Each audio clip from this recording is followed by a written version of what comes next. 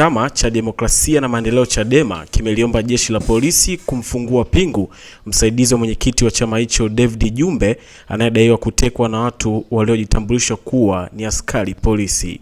Akizungumza na waandishi wa habari leo, naibu katibu mkuu bara Amani Gorugwa amesema mwanachama wetu huyu anaitwa ndugu David Jumbe, majira ya saa 4 usiku akiwa pamoja na rafiki yake ndugu Macha wakiwa wanarejea nyumbani, gari ndogo aina ya Probox ikiwa na pikipiki mbili iliwaparamia, na kisha kutoka kwenye gari hilo walishuka watu takribani 6 ambao pamoja na kwamba walijitambulisha kuwa ni polisi, lakini walifanya tendo la uvamizi ambalo lilikuwa na sura ya uharamia.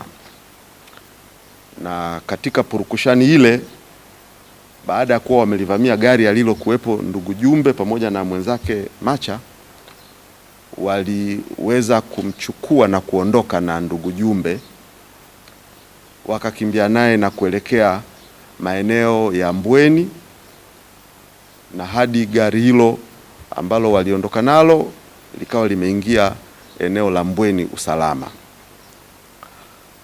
Ni tukio la utekaji. Tukio lililotokea jana ni tukio la uharamia, ni tukio la utekaji, hakuna jina lingine, na tukio ambalo limekuwa mahususi kabisa likiwa linamlenga ndugu David Jumbe ambaye ni msaidizi wa mwenyekiti wetu wa chama Mheshimiwa Tundu Lissu.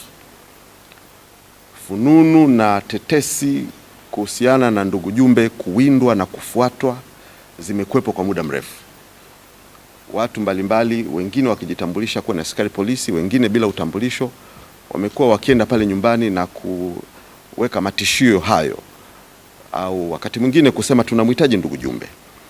Sasa jana jambo hili limetokea, limetufedhehesha, limetusikitisha, limetukasirisha. Huu ni utekaji na inatoa taswira ya kwamba watawala na wanaowajibika na masuala ya ulinzi na usalama, jambo hili halichukuliwi serious. Maisha ya watu hayako salama. Pengine tunashawishika kusema sasa kila Mtanzania sasa alinde roho yake. Chunga roho yako kila Mtanzania, kwa sababu wenye dhamana ya kulinda usalama wetu hatuoni seriousness kwenye maisha yetu. Tunaweza tukasema hivyo. Sasa ndugu Jumbe ametekwa.